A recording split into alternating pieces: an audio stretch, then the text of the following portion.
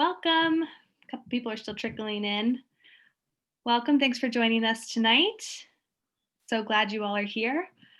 My name's Colleen. I lead all the programming for the Battery, and I'm very, very glad to be a part of this conversation tonight. I think it's a really important one. How to be a person and cultivating mental health during a pandemic. I appreciate you all being here tonight and taking the time to listen in on this. It will all make us better and better to help each other for it, I think. So just a couple of housekeeping items before we get started. You'll notice that you all are on mute. That's just to help with any background noise, but feel free to use the chat to interact with each other and our panelists and ask questions throughout. We will do a Q&A at the end, but feel free to drop questions and comments in there as we go along. We are recording and we'll send this out to everybody tomorrow. So if you want to share this with anybody that you know, please do. And I think that's it for housekeeping. So it's my pleasure to introduce our panelists tonight. Emily Anhalt is a psychologist, emotional fitness consultant, and the co-founder and chief clinical officer of COA, the world's first gym for mental health and emotional fitness. And then we also have Dr. Mahima Murali. Murali, that's right. Thank you very much. We did this, we practiced, and I still help. Thank you so much. Mahima is a licensed clinical psychologist with extensive experience providing program management training and psychological care for adults, children, and families. She is the co-founder of Cohere SF, an organizational consulting firm based in San Francisco. Dr. Jonathan Shedler is an internationally known author, consultant, and clinician who has been teaching for over 25 years. He has authored over 100 scientific articles, including The Efficacy of Psychodynamic Psychotherapy, which won worldwide acclaim for firmly establishing psychodynamic therapy as an evidence-based treatment. And our moderator tonight is Dr. Leslie Carr, a licensed clinical psychologist who has worked in a variety of environments over the years, including inpatient psychiatric hospitals and community mental health settings. Her passion is in educating people about mental health and mental illness and dissolving the false binary between the two and helping people focus on the holistic approaches of wellness. So I want to thank Leslie for helping us put this together and kind of leading the charge on a lot of our mental health programming that we've done during the pandemic. So thank you, Leslie, and I'll hand it over to you. Thank you so much, Colleen, and thank you to my fellow panelists here for joining me this evening. I'm just going to say a couple words before I kick us off. You know, the four of us as clinicians have something meaningful in common. It's not to say that we agree about everything, but we were all trained as depth-oriented psychologists, and we share a certain number of things in common in terms of just the way that we look at people and the human condition and what we're all doing here and what's happening when we're suffering and maybe how to go about alleviating that. And there are a couple of things that I just want to say right off the bat before we really kick this conversation off. And we're going to be talking a little bit about how psychotherapy works tonight. Not just because we all hope that you'll go out and give it a shot, but actually just because the science behind how psychotherapy works, I think has really meaningful implications for what it means to be a human being, period. So for example, we're going to get a little bit more into this later, but studies show that psychotherapy does work. Meaningful, depth-oriented psychotherapy works. In fact, it actually outperforms antidepressants in clinical trials. I personally find that fascinating because the idea that having a conversation heals human suffering, I think, is a really profound concept. And so that has implications for how, you know, what happens in a consulting room. We're also going to talk a little bit about how relationships heal, period. But something that I just want to say before we really get going here is that if there is anything that I have learned from all of my study in becoming a psychologist and over a decade of clinical practice, it's that all of our thoughts and feelings and behaviors have meaning. They are idiosyncratic. They tend to be unique to us in beautiful ways, but they are not random and they are not meaningless. And I think that as we are all living through, for many of us, for all of us, I suppose, our first global pandemic, you know, technically one happened about 100 years ago and not too many people living today lived through that. You know, for many of us, this is our first rodeo going through something that I think can be absolutely described as kind of a global collective trauma. And so we're going to really go on a journey tonight. We're going to talk about a lot of things that I think are going to reframe maybe lots of things you might be experiencing as you go through something that is collectively quite difficult. So without further ado, I'm going to pitch my first question to you, Jonathan. Yeah, and speaking about our journey together, I would like to invite people, if you want to, if you feel comfortable, maybe you could turn on your videos, because I actually prefer talking to an audience I can see. So if you're comfortable doing it and you want to, please do. If you feel comfortable with that, I would love that as well. So yes, please. Thank you for saying that, Jonathan. So a couple of weeks ago, you put something on Twitter, which was a Reuters article saying that 1 in 5 COVID-19 patients will develop mental illness within 90 days. This was published by Reuters on November 9th. And I'm just going to read the first sentence of this because it's alarming.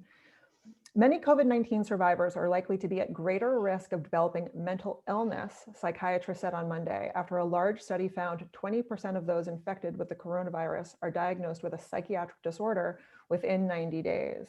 Anxiety, depression, and insomnia were most common. Will you share with us why you tweeted that out and what your thoughts and feelings were about it? Sure. So the thing that I tweeted accompanying that article was, how would it change things if instead of the Reuters article saying, was it 1 in 4 or 1 in 5 people will have mental illness? How would it have changed things if it was actually accurate and more specific and said 1 in 5 people will feel depressed or anxious or experience sleep disturbance? So I think we have a problem with this term mental illness, right? And the term serves to medicalize and shoehorn, human distress, just, normal pain and suffering, into a medical model where there are, conditions or diseases. The fact of the matter is nobody knows what the term mental illness is. It's completely undefinable. Right? So at the very extremes, where you think about people who are very, very, very, very sick, who have, severe, we could call them mental illnesses like schizophrenia, we could agree that the term mental illness applies. For most of the rest of us, most of the time, I'm not sure what's added when we say somebody has mental illness versus saying, somebody is feeling depressed, and there's a good reason why they're feeling depressed. They may or may not know the reason, but we can discover it and explore it in therapy. People are anxious, people have sleep disturbance for all kinds of good reasons. So my concern is that the word mental illness is, number one, undefinable, and number two, creates a kind of an artificial barrier, between us, we're normal, and them, people with mental illness, that actually doesn't exist, because we're all human and we all function along a spectrum of how well we're doing at any particular moment. Precisely. Thank you so much. Yeah, I think a lot of people would be surprised to know that even the things that we call mental illnesses, there are a couple of different ways to think about this.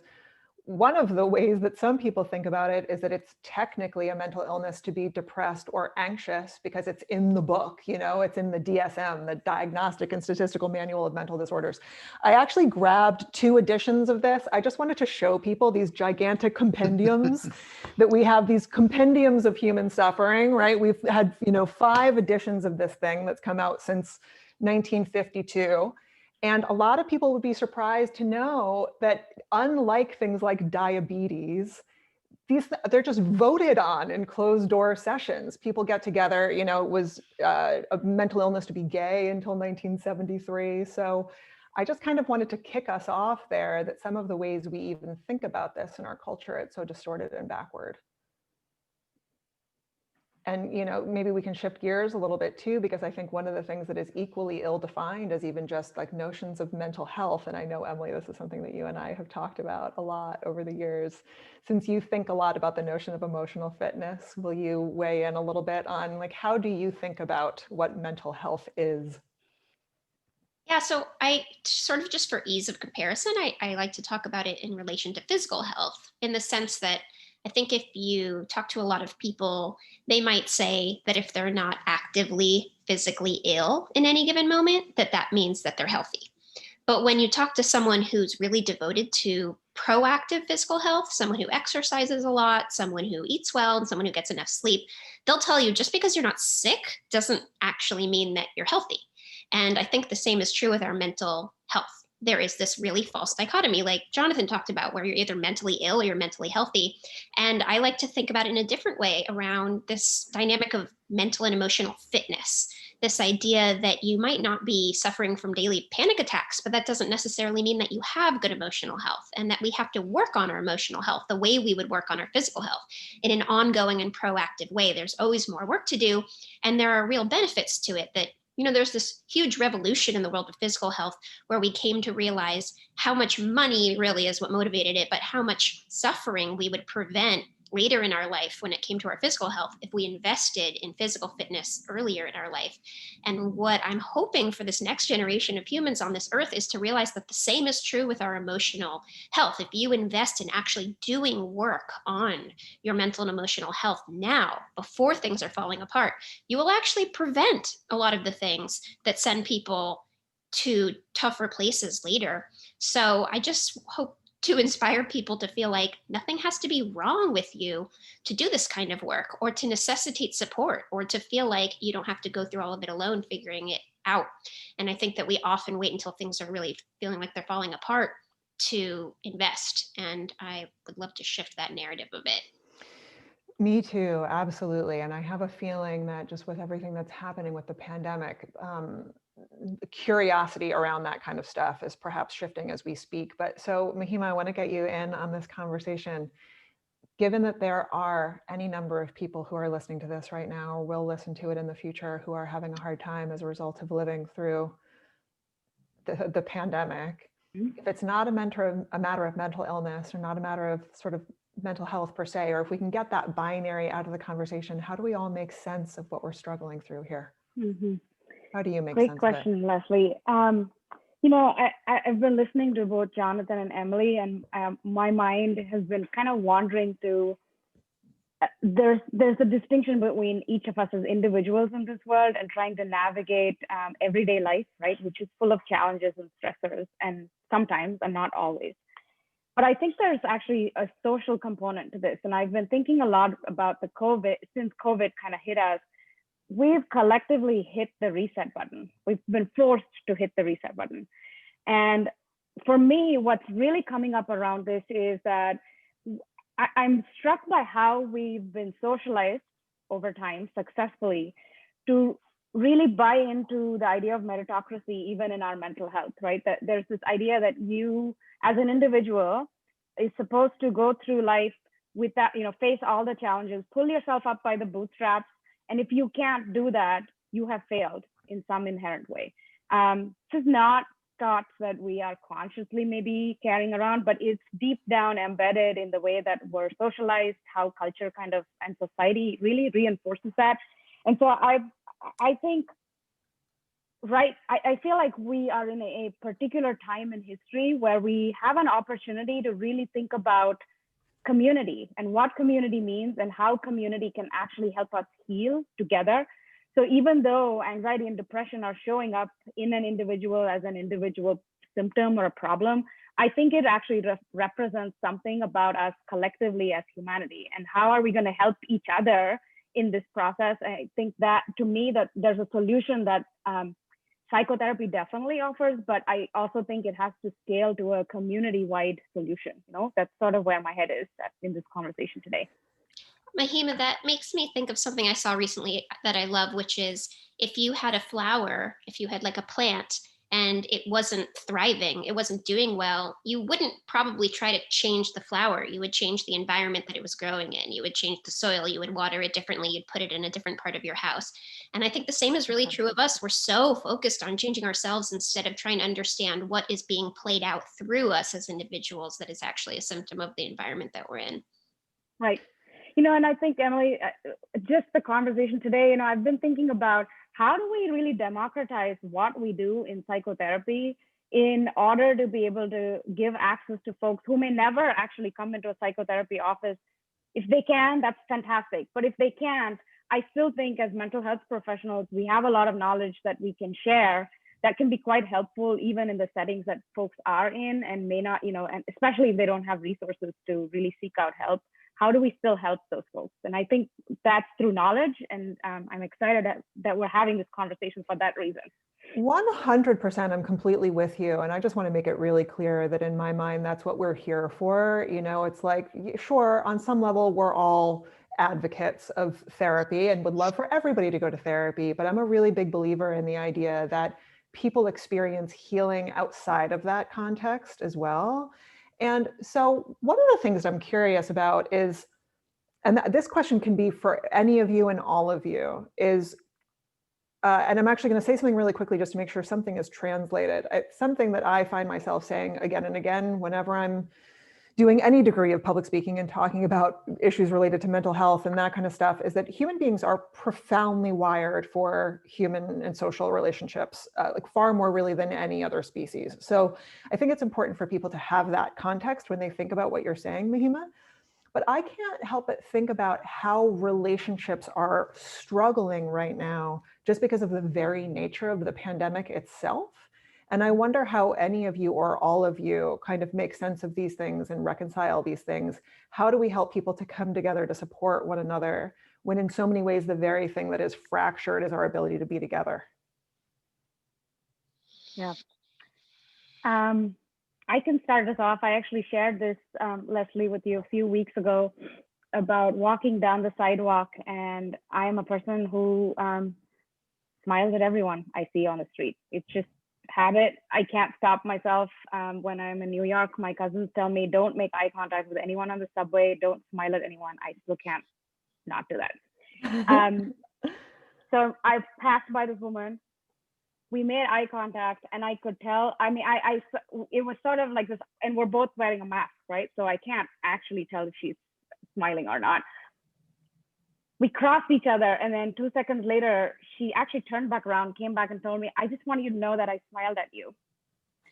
And that's all was our exchange. And I thought it was such a moving and beautiful moment of what we've lost in this pandemic, right? That it's the sort of wordless moments that really foster connection, and to know that, I may never see this woman again, but to feel like in that moment we were related meant something. And I hadn't fully actually let the loss of not being able to smile at folks sink in at all until that moment, right? And so I think, Leslie, to your point, relationships come in many shapes, different forms, right? And having depth to relationships is one way that we operate in the world, but then there are all these other ways that even a small gesture goes a long way. I was just talking to someone in a sort of a team meeting setting. This manager was telling me about how, I really feel like folks on my team are really disconnected from each other right now.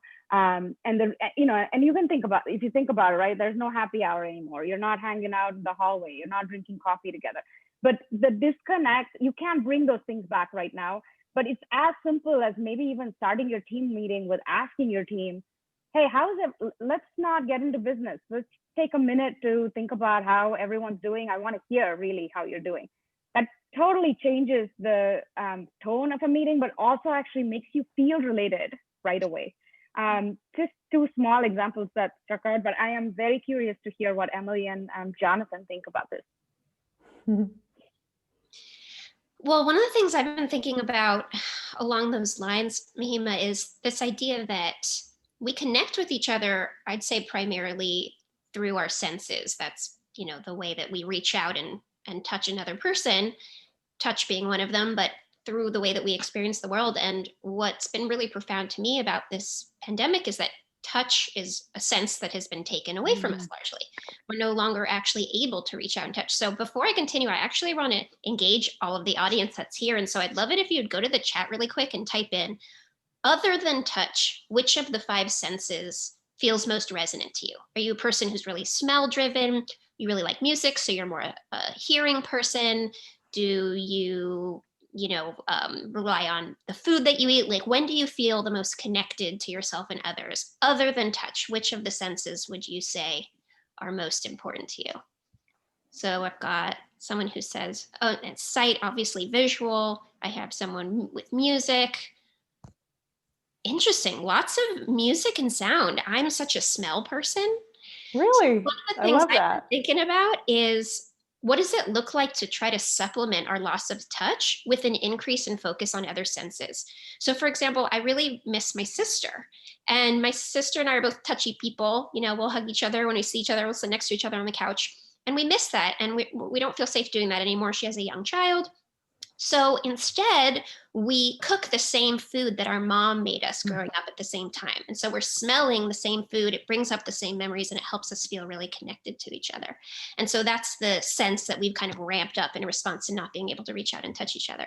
So I was curious, what does it look like in people's lives to try to connect with each other through a different sense than the one that we might normally do? You know, maybe we can't see each other because we can't meet up at the park, but perhaps instead we could sync our Spotify playlists and listen to the same music, that kind of thing. So that's been one of the sort of techniques on my mind to try to get through this tough time. That is so nice. And I also, something that feels really meaningful that I want to share, there are some studies that show, and, just even anecdotally, perhaps we know that it's true, that it's actually sort of the meaning of human relationships and the quality of them that matters more. So physical contact is super important for humans, right? We get hugs, oxytocin is released, it's super healthy and helpful for the brain. But it's interesting to think that it's actually just connecting with people in these other ways, having meaningful interpersonal conversations, even over the phone, that is a really important part of sort of being a happy, healthy human being. It's like having meaningful relationships, even more than like the physical contact, even though physical contact is important too. Well, I can add to that. I'm on a listserv where psychologists, mental health professionals talk to each other about their experience during COVID and what they're hearing from their patients. And the two things that came out of the discussion most recently is, first of all, everybody is really, really busy.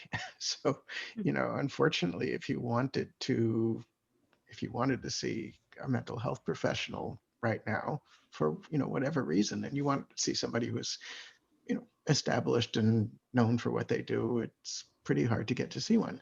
And the second thing that people were saying, besides everybody was too busy, was nobody is actually coming in for therapy because of COVID per se.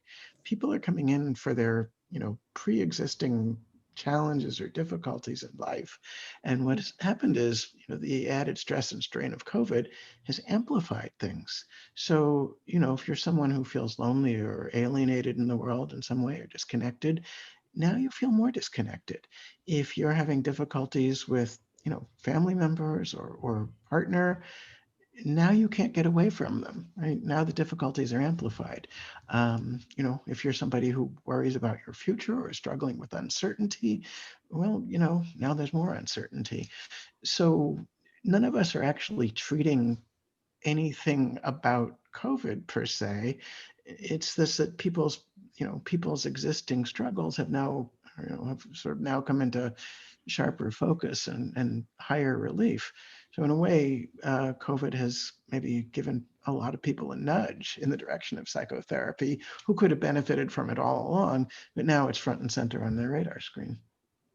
100%. I've had a lot of people asking me lately if in the work that I do, like how much am I kind of treating people directly for their COVID-based anxiety or stress? And it's like, actually really not that much at all. It's just that if a marriage was under strain, now it's under more strain. You put it in a brilliant and very funny way to me, Jonathan, when we were on the phone the other day talking about how some people aren't seeing enough of other people. And then there are some people we're seeing too much of. It's like relationships get strained all over the place. But one of the things that I think about so much when I think about this stuff, I've have done a lot of therapy group facilitation in my career. And one of the things that is so powerful about therapy groups is what Irvin Yalom has called, and he might not be the person that coined the phrase, but nonetheless, he's the person who talks about it a lot, this thing that we call universality, which is basically the idea that so often when people go into a therapy group, they say something that they imagine they struggle with alone. And then they're surprised to see how many other people around the group go, oh yeah, me too, yeah, me too. And I feel like one of the things that is very strange about living through this pandemic and the way that we're going through it is that we're technically all going through something together on some level, but we're going through something together alone. And I just would imagine that there are a lot of people out there watching this right now, listening to it or whatever, and kind of struggling with something that they think they're going through in a sort of idiosyncratic, isolated way, when in actuality, a lot of people would relate to that.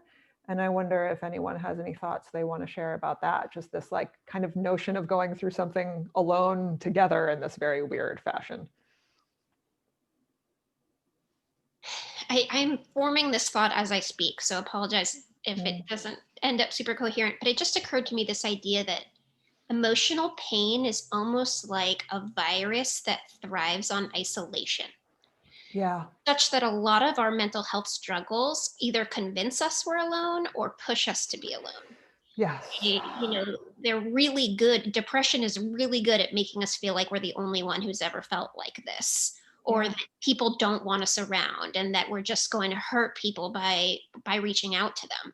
And the reason why it's such a successful mechanism is that connection is often what helps us move through these things in the first place. And so it's actually a very crafty mechanism, that it keeps us on our own and it keeps us in this mental health struggle. So it's pretty interesting around COVID that we're kind of going through both processes, because I've seen both. I've actually seen some people say, I've actually never felt so connected to every other person in the world. This is something we really are going through together. And there are other people who are like, wow, I've never felt so alone. I don't have my support system built in the way I normally would. So it's an interesting yes and. Yeah, absolutely. So I just had two different thoughts go through my head at the same time. But so one of them is that actually reminds me of something that I've heard you say before, Jonathan, which is the notion of something like depression being like a fever. That a lot of people don't think of it as just that it's like a sign that something else is wrong. I really love the way you put that, Emily, the idea that it's like a virus that thrives in isolation, right? I think so many of our mental health struggles are like that. I wonder if you want to weigh in on that, Jonathan. Yeah, it's actually a really important point. So if you go to the wrong kind of doctor, right, we get these messages all the time. I have depression. I suffer from depression. Talk to your doctor about depression. Yeah. Right? As if depression is the problem, right? As if depression is the illness. And it's actually not. And it's not a helpful way of thinking about it for most people most of the time. So let me digress a little about what fever is medically. So the definition of fever is that it's a non-specific response. The word non-specific is the key. It's a non-specific response to an enormous range of potential underlying conditions, ranging from the common cold to leukemia to Ebola, right? When something is wrong, we experience fever, and it's not specific to one or another disease. And depression and anxiety are non-specific psychological responses to an enormous range of underlying conditions. So if you see a competent, talented mental health professional, and you go in and you say, I'm here because I'm depressed, we don't actually treat your depression. What we do is we try to understand, right, the depression is a symptom of something. We try to understand what is underlying the depression that's giving rise to this, emotional fever, and we treat that. Right? So it's very easy to get kind of, stuck on the surface symptom and think it's the entirety of the problem, but it's usually more helpful to think about depression and anxiety as effects rather than causes. I'm not sure if that's, Leslie, what you wanted me to 100%. Add It to that absolutely too. is. I just have never agreed with anything more in my life. And the problem with mental health culture in our society is that it's a really quick fix oriented solution, where people try to fix the depression instead of confronting what's underneath it. And I would liken that to if you went to a doctor and said, hey, I've gotten a fever every day for the past year, something's really wrong. And the doctor said, oh, well, Tylenol takes down fevers. Right. So here, just take some Tylenol and then you won't have the fever anymore. But instead of saying, oh, wow, your body's trying to tell me that something's really going on with you. So depth-oriented therapy is really about saying, instead of me trying to silence the symptom, I'm going to listen to the symptom as a compass that points towards something that wants to be seen and heard and understood. And that's the direction I'm going to go.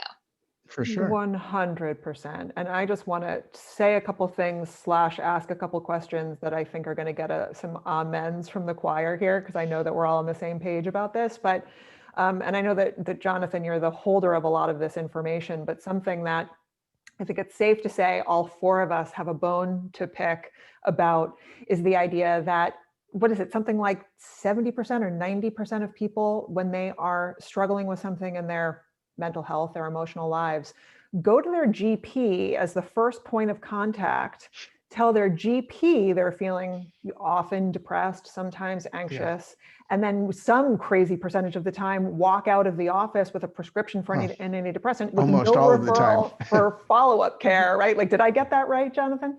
Yeah, let me add to that.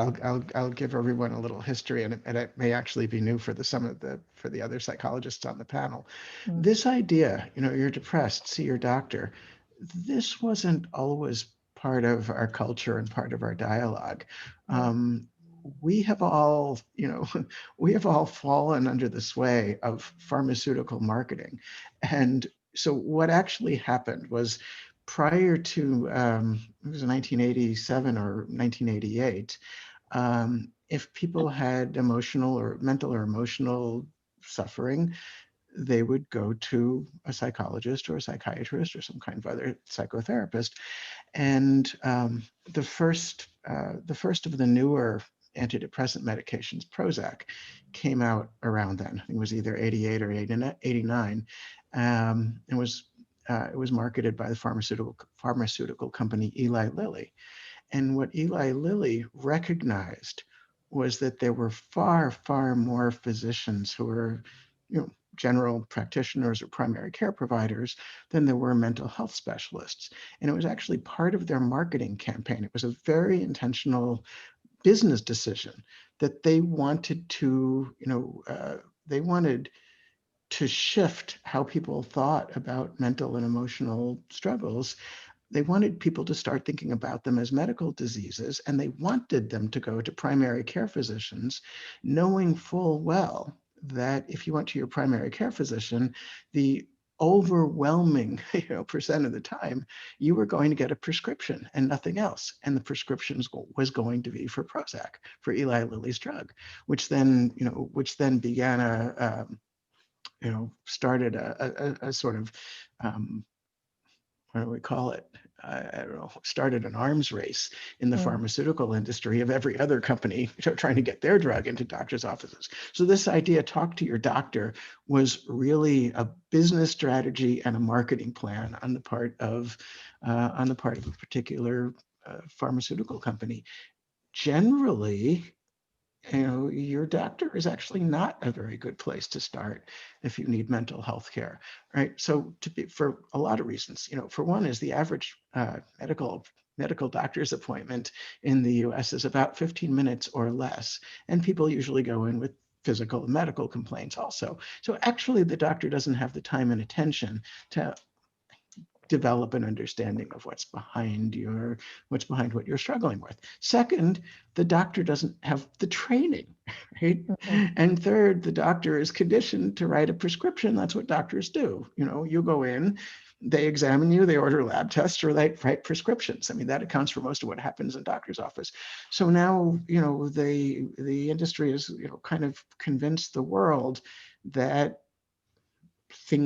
that depression is an illness in its own right, as opposed to an effect of some underlying problem, that if you have an illness, you're supposed to go to the doctor. And when you go to the doctor, the expectation is you're probably going to get a prescription. And it's actually, for most people, most of the time makes for terrible mental health care.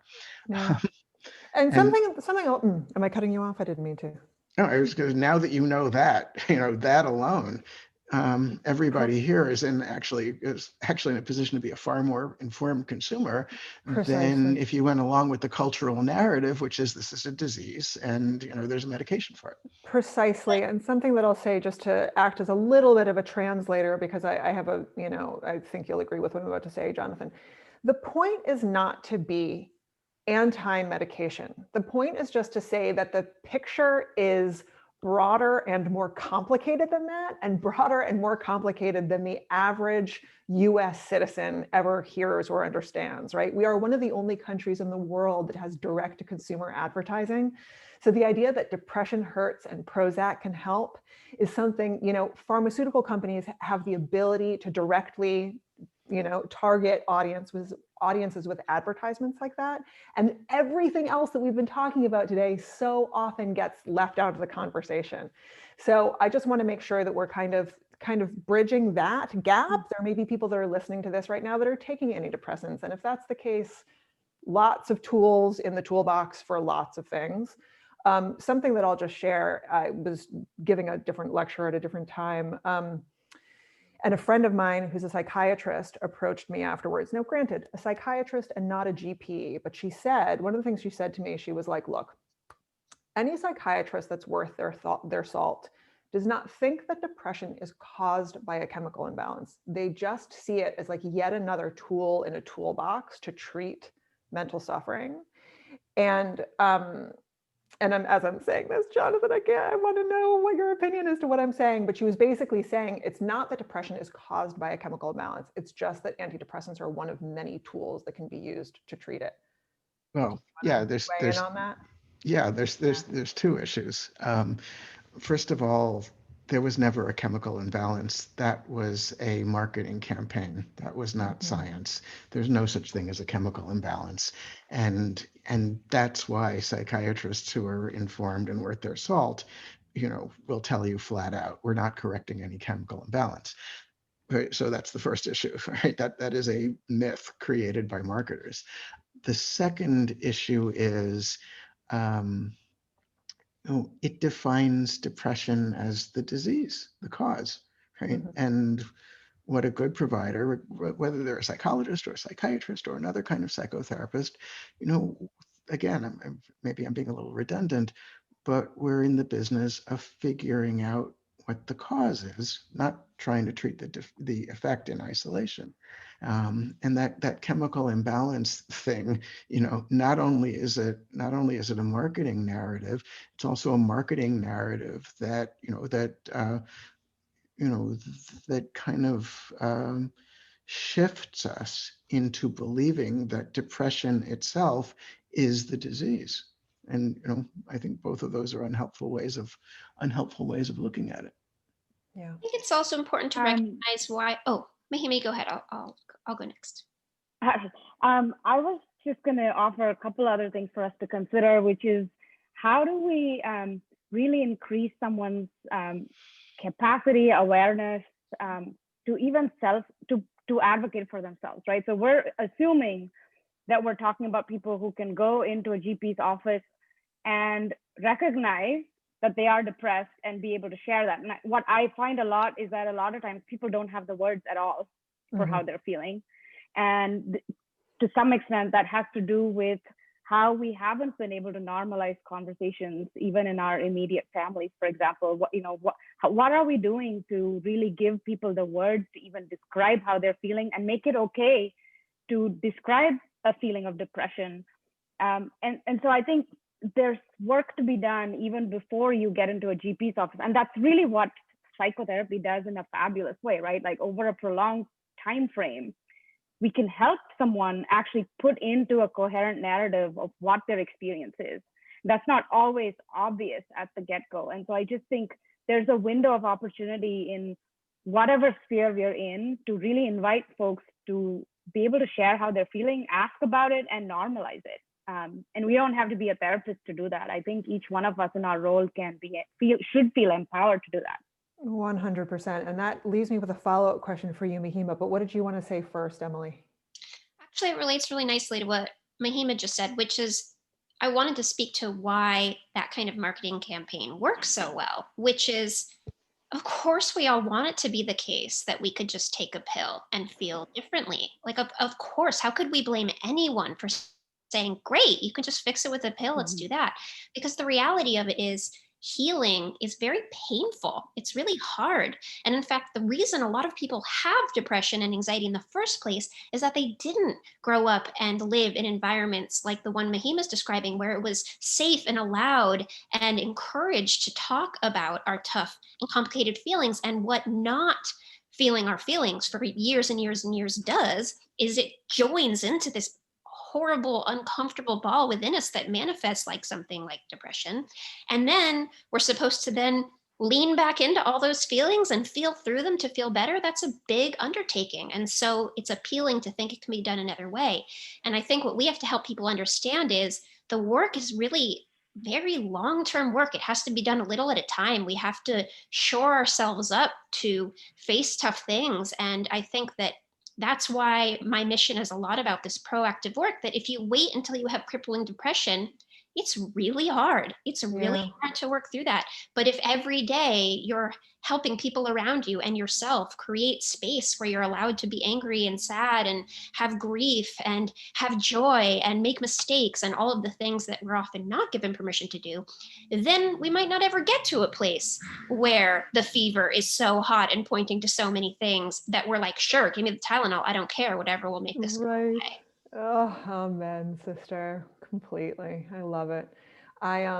We have so many questions in the chat and I want to get to them, but as I start to sort through them, I know that Mahima, you have lots of important thoughts about how people can be educated to help other people even outside of a therapy context. And can you speak to that a little bit as I start to get my brain wrapped around the cues for our A's?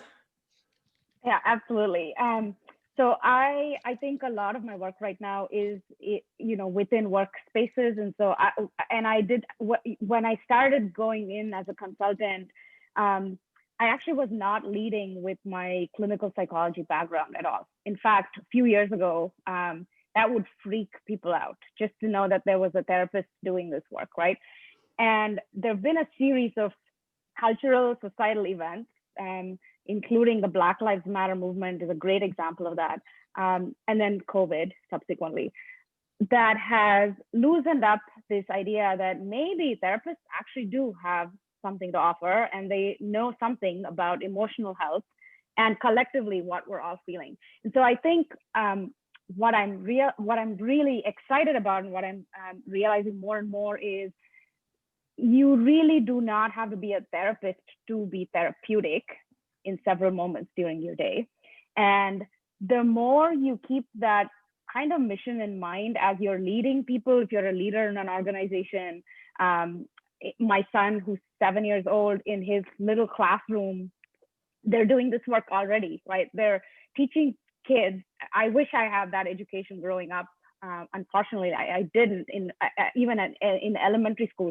Helping kids really look out for each other. Pay attention to not just, hey, how are you doing? And not waiting for the answer, but take that minute to actually have someone respond to you.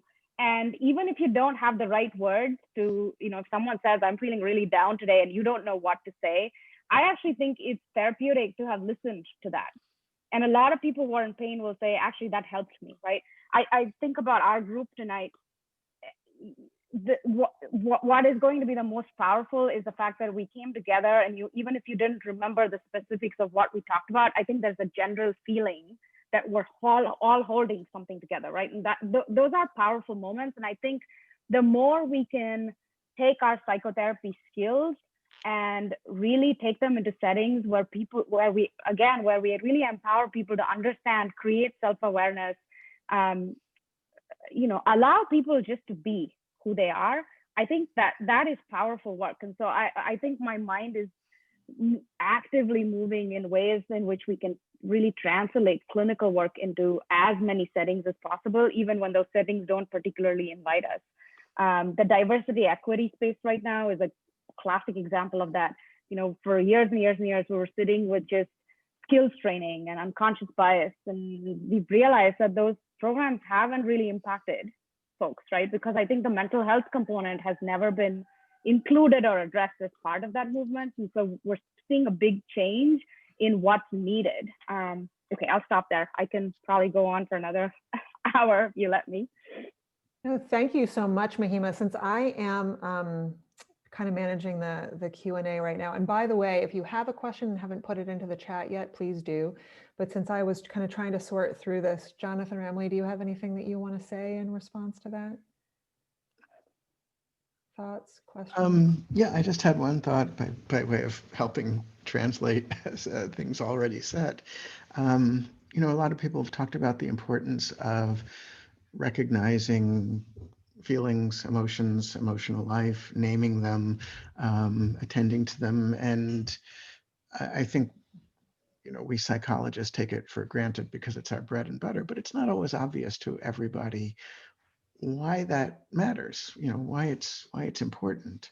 And, you know, one of the things that I often tell my patients, because this is actually a you know, one of the universal human problems. There are certain, you know, certain categories of feelings that are unpleasant, you know, and that we tend to push away or disregard to the extent that we can. And that comes with a cost, right? The reason we want to push the feelings away or disregard them is because they're unpleasant, right? So there's a sort of an immediate benefit. Let me not pay attention to how angry I am. Let me not pay attention to how hopeless or lost or, you know, or despairing I feel. Why would I want to? Why would I want to dwell in these kind of feelings? And there's two answers. You know, one is the way we're built, it's not possible to selectively put the lid on certain kinds of feelings and not others. If you put the lid on anger, sadness, you know, the feelings you don't want, you're actually also putting the lid on joy, excitement, passion, spontaneity, love, connection, right? So it becomes very limiting. And, you know, the second reason is, you know, we're evolutionarily designed to have emotional life for a reason. And the metaphor I often use with my patients who struggle with this is, you know, we're all sort of in the same business of trying to navigate our way, you know, through the wilderness of life, right? It's, there's a lot in life that's tough to navigate. We don't come with a, we don't, you know, we don't get handed a roadmap of, you know, how to live and where to go and what are the right decisions. We're all trying to figure it out as we go and navigate. And the compass that we have to help us navigate is our emotional life, right? It's our emotional life that tells us, is this path the right path for me? Does this feel good or does this feel bad, right? Is this, you know, is this making me happier, you know, and more at peace? Is this making me unhappier and less at peace, right? So, you know, trying to navigate life with limited access to our emotions is leaves us in the position of sort of trying to navigate blindly through the wilderness. And usually we end up somewhere we don't want to be. So I hope that maybe helps clarify why psychologists are often talking about the importance of paying attention to emotions. I think that's beautiful, Jonathan, and I think it's so important. It feels like a lot of what we're talking about this evening is just the importance of sort of elevating EQ, period. It's like the importance of just knowing yourself, understanding your emotional life, being able to read your own internal cues and that kind of thing. So that said, I have a kind of a couple last questions for you guys, but I want to go to the chat box for a moment because there's some good and interesting stuff in here. I want to make sure that I totally understand this question, Colleen. I don't know if you might want to unmute this person. Tom Patterson wrote in, is it true the most extreme need the high level skills, but the majority just need someone to talk to? I'm concerned about the fit of the mental health professional model and how to do the most good, particularly during the time of COVID. Is there a better model? So the way that I'm interpreting that question is just to say that perhaps you have some concerns about there being an expectation that everybody get, you know, private practice psychotherapy. Is that, Colleen, is it possible for you to unmute Tom for a minute so he can maybe clarify his question for us? It feels like it's a good one, but I'm not sure I totally understand it. Yeah, no, I'm just super curious. You guys are so established, and I would call it kind of like the best in your class, right? And so you've got companies like BetterHelp. They're doing 10 million therapeutic sessions per month, roughly, right? Yeah. And I would argue that the gradient of the quality of the individual they're bringing, I don't mean to judge anybody, licensed social workers at some level, and just by like getting more folks into the system of, for lack of a better way to describe it, just starting the conversation. I think you talked about the pill and like how you can go to that, but high quality conversation is, and again, this is way beyond my certifications, is part of that process. But among the population that needs like to escalate to higher orders, it's really about matching as many therapists or people that can do work to as many people that could benefit from it to move the population forward. And then it's a better routing system to those that need specialization, right? And so, I don't mean to judge, but I would say some of the folks on this panel are better fit to train CEOs versus what we can do, I think, to kind of affect kind of the general population, if you know what I mean. And I'm wondering if there's some thought into mental health space around how to do a better job of fitting people to the task that expertise is capable of. Does that make sense? I mean, It absolutely does, Tom. And I'm laughing just because when I said, I have just another question or two for you, but I want to see what's in the chat. I was not going to let this panel get off the hook without talking about BetterHelp and Talkspace, because I think that those things personally are just as toxic as, going to your GP and walking away with a prescription and nothing else. But that was my point. I'm like, what's pro and con about that? Because it's just escalating during this time of COVID. And someone said something about coming walking into the office. Is that an important part of therapy? Like of someone leaving their space and coming into the safety of an office? Because now it's happening as easy as we do an Uber. An Uber comes or sushi comes to our door. That's what therapy has like come for the masses. So, well, yeah. No, this is an excellent question, Tom, and there's so much to say about this. It's funny because since I know everybody's respective, skill sets and opinions, I want to hear everybody's answer to what you're saying. But one thing that I will just jump in with is that, you can get high quality therapy online as well. Certainly, the quality of therapy you get is things are going to vary a little bit based on training and what you pay and that kind of stuff. But I do think that there are better ways to approach this than with things like BetterHelp and Talkspace. And it's something I just have to say before I let you guys jump in here is that my heart has been broken by seeing more apt to say listening to podcasts that I am a really big fan of that are advertising services like BetterHelp as if like it's so awful. And just to translate something for people, a lot of what these services are sometimes offering is like unlimited therapy via text and that kind of stuff. It's a disaster. Like there's no way to give somebody high quality therapy with unlimited text messages. So just to kind of go one by one here, Emily, I got to start with you because of all of us, you are the pro of pros in this space. What do you have to say to Tom's question? So the argument for these apps, and there is an argument for them, which is it better than nothing, right? And I think in some cases, the answer is no. You can actually do quite a bit of harm to someone when you're treating them in a way that's not really helpful. But I would say that in some cases, I almost think about it a little like fast food. If there's a person out there who's in crisis and they don't have enough money for therapy and they're in the middle of nowhere and can't get to help, or they're so painfully shy that they couldn't imagine even possibly opening up that door and text is all they can imagine, sure, maybe something like that is better than nothing. But I would say that, like with fast food, I'd probably rather eat Taco Bell than go hungry. If all I eat is fast food, I'm going to be sicker later than if I had just been given nourishing food from the beginning. It's filling, but it's not nourishing.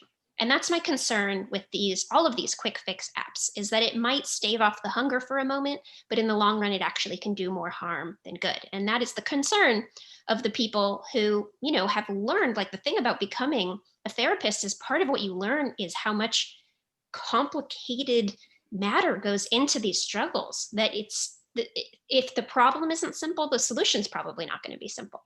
So I do have, obviously I have a $250,000 chip on my shoulder going through grad school and, coming to a point where I can treat this in a different way. So, you're talking to a biased group here, but I think a lot of it is this concern that out of this sort of, I almost call it like you're getting on the same team as the defense. And the defense is, I don't want to do a lot of hard, painful work. I want an easy, convenient, quick solution. And a bunch of people who don't have mental health backgrounds are going, oh, great, I can build that for you. It'll be an app where you talk to trained listeners who don't actually know what they're doing. And I think that we have to sort of stand up against that and say, you know what, even people who can't afford full fee therapy deserve to be nourished, not just fed. I can add to that also. So one thing we haven't said explicitly yet is most of the difficulties that bring people to any kind of mental health care are actually rooted in relationships. Someone, I forget who on the panel said, Mahima said, we're social beings. We are designed to function socially.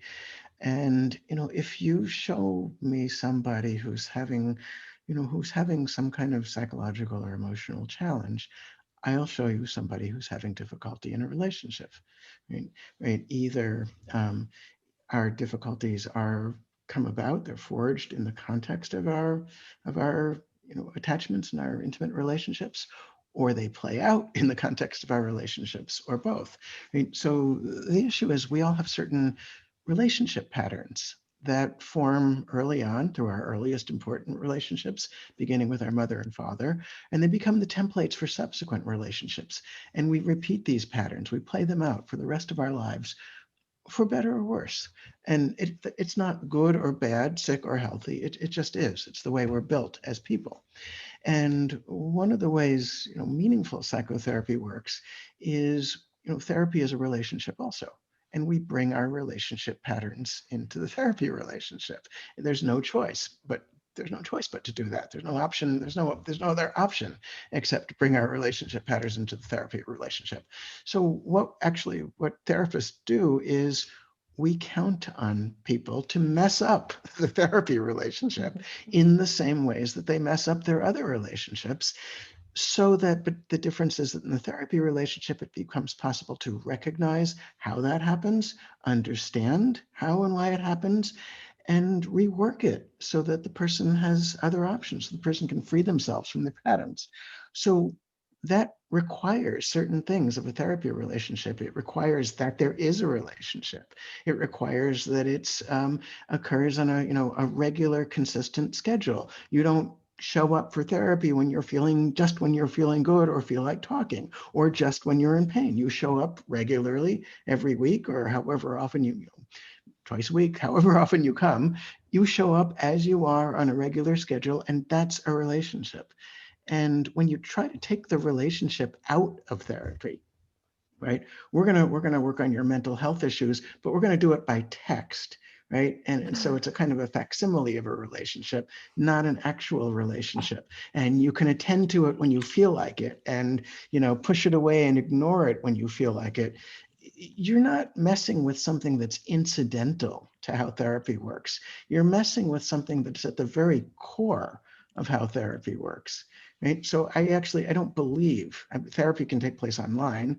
Good therapy can take place online. I do it. I think the other panelists here do it. I do not believe that therapy can take place by text. Right? Yeah. Might there be some value, some comfort, some soothing in texting with someone sympathetic when you're feeling, crappy, or when you're feeling like engaging? Sure. Is it psychotherapy? In my view, no, and not even close. Thank you for that, Jonathan. I actually just want to acknowledge that it's 7 o'clock and some people may need to go right now. I want to ask some follow-up questions about that. And there are a couple of really great questions in the chat that I just want us to have a chance to get to.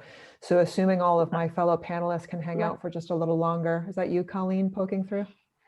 No, Leslie, I was going to say if there's Oh, a I minute. thought it's so funny. I thought your voice was thrown. But so, yeah, I just want to say, if you need to go, thank you. And otherwise, we'll just go for another minute. What are you saying, Mahima?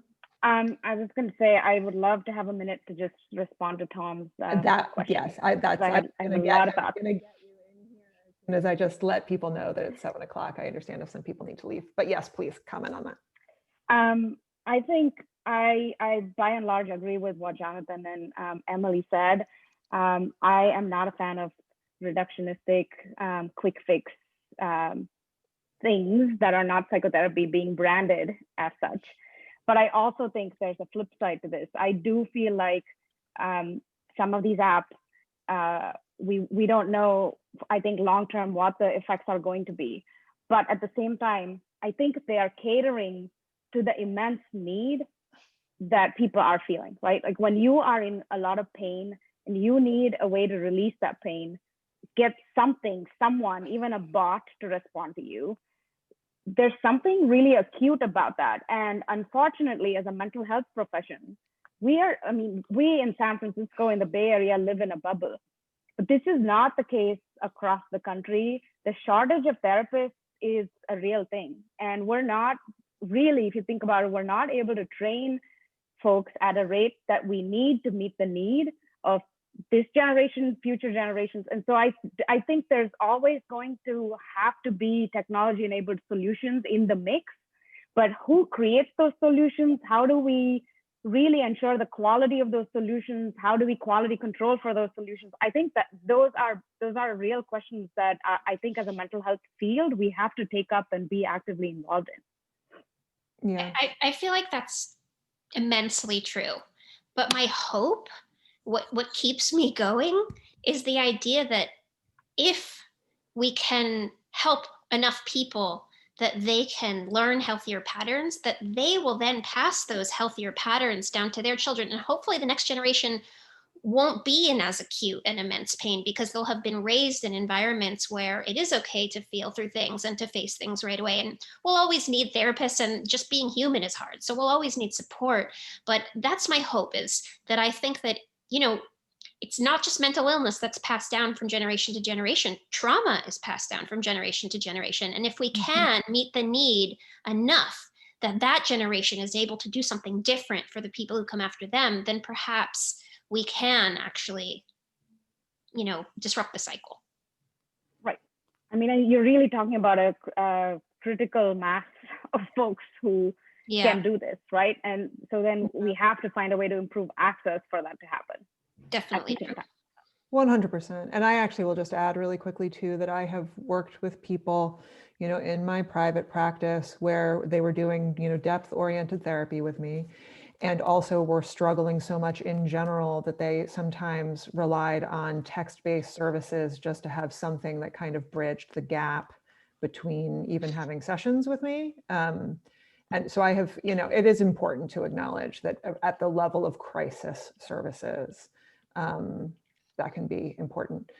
There's one question in here that it's interesting. This is kind of for Emily and Mahima both, but can we get a quick description of the mental health gym and how to apply best practices to our businesses? So Emily, do you want to start there? Sure.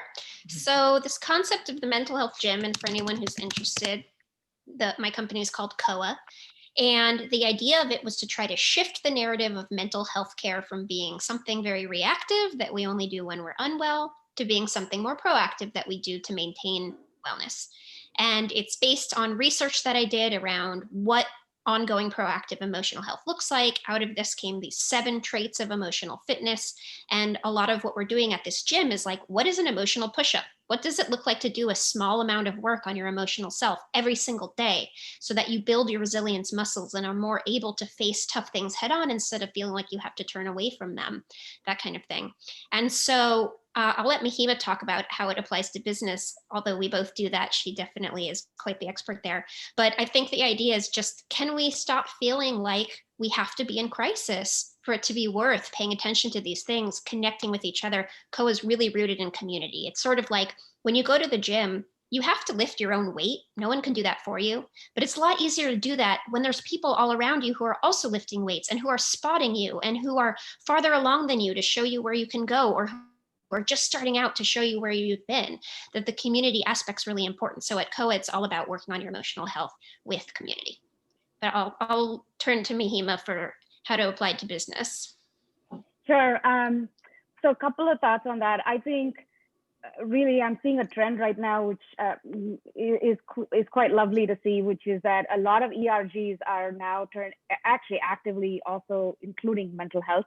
Will you define ERG? It's an employee resource group. Thank you. That you can opt into. And I think that is a really powerful signal that any organization can make in welcoming folks who want to take up mental health in the workspace and have a space to talk about that. So that, there's a lot of work, there's a lot of infrastructure building that needs to go into hosting a group like that. And so there's a lot of consultants who do that type of work. The other thing I want to say is the same way we look at an individual, there's also something called an organizational health, right? There is such a thing as organizational health, and I would add organizational mental health. And that, to me, it really translates from top down. Who are the leaders and how are they doing emotionally? How does that trickle down to every team? And so there's a lot of work that can be done, I think, at an organization-wide level. Getting managers, particularly the folks who are closest to frontline workers, people who are doing the everyday work, helping them, training them in mental health language, how to talk to their teams about it, how to open up space for that. That is the kind of work that I do within organizations, is really take up mental health and not, I think I want to make this point about how a lot of times mental health gets couched under wellness or a different umbrella because we don't want to use the word emotion or mental health within the workspace. I think the first task is to really break down that stigma and boldly take up that there's nothing wrong in using these terms. So we're all on the same page, and it gives people a chance to actually speak about what they're truly feeling. So that's sort of my 2 cents on that. Thank you, Mahima. So hold on, Emily. Okay, so it's a chat to the whole group, huh? It's interesting. I'm just trying to kind of, since it's a little after 7, I'm going to ask you all one last question, and then there's one question in the chat that I want to address before we close up. My last question to you is, if you were to choose one thing, I want each of you to answer this question, one thing you would want people to take away from the conversation tonight, what would you like for it to be? Jonathan, I want to start with you. Or if somebody else has an automatic answer that they are dying to jump in with. Someone else can jump in and I'll give it a moment. Didn't mean to put you on the spot there, Jonathan. I can go. I would say have a conversation with someone uninitiated about their emotional health. Ask them how they're feeling and hold that in a conversation. Beautiful. I would say what I want people to think about is the idea that emotional health ripples from the inside out.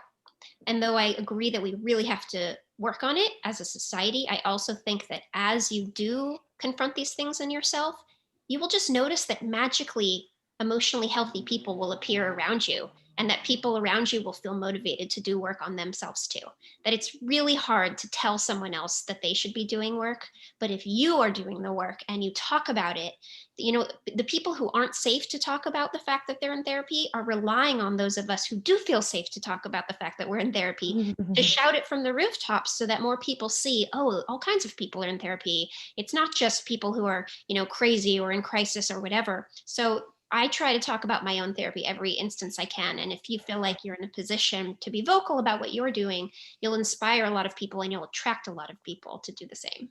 I love that. One that I'll share is just that I hope that people will walk away from this conversation just feeling more curious about their inner worlds and kind of less judgmental, rather than, I think so many people can kind of criticize themselves for thinking a certain thing or feeling a certain way. And I just think that everything changes and opens up when we kind of explore our inner lives with compassionate curiosity as opposed to judgment and criticism. Jonathan, do you have any parting thoughts? Yeah. If we have time, can I answer by way of reading a Twitter post? Please, I love that. The goal of psychotherapy is to insert spaces for reflection where they have not previously existed, and thereby create opportunities to know ourselves more fully, connect with others more deeply, and live life more congruently.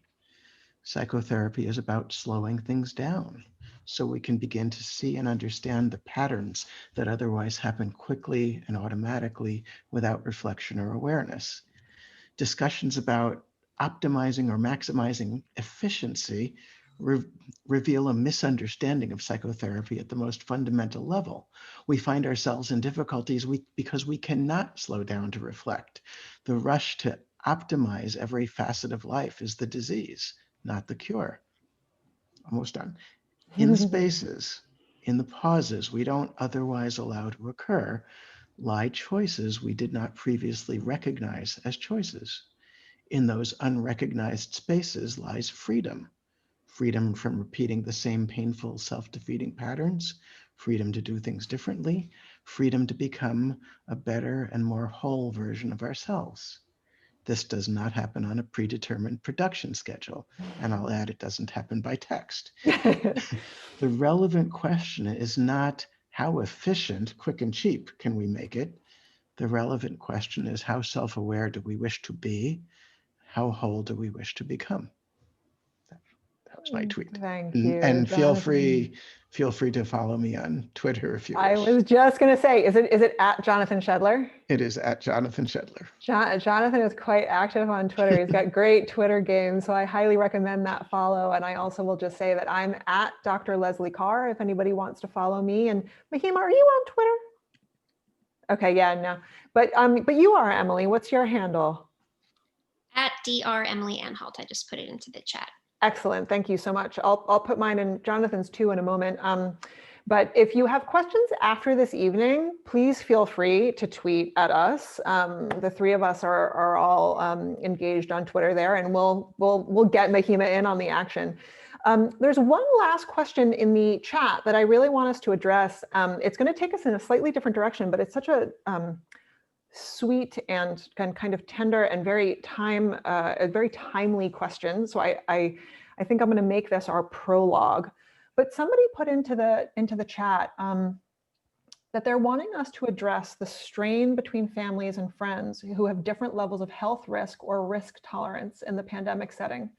New and tough elements to negotiate in personal relationships. So granted, this is a little bit of an addendum to our conversation, taking us into slightly different territory, but I can't help but want to address that. Does anybody want to start? I have thoughts. No? I actually just, I'm going to put my handle in here really quickly. I just want to acknowledge sort of what a sensitive and challenging question that is with no easy answers. And it's something that I have felt the pain of in my personal life, absolutely. There are some people that I love and care about dearly that don't have the same attitudes that I have about this stuff. And it's interesting that it's just the whole country has been in such a flare. I think that I personally believe that the pandemic it's kind of an interesting opportunity to sort of see beliefs that people hold, projections that people have. It's kind of this gigantic Rorschach around so many things. And there's so much to manage around variable health risk and just different people need to make different decisions and are clearly making different decisions. And I think the only thought that I have is that some relationships need to be managed remotely right now. Not everybody is somebody that we're going to be able to get together with in person, even at a distance and that kind of thing. And I don't know, I wanted to give that question a whirl because I think there's such a sort of pain in it right now.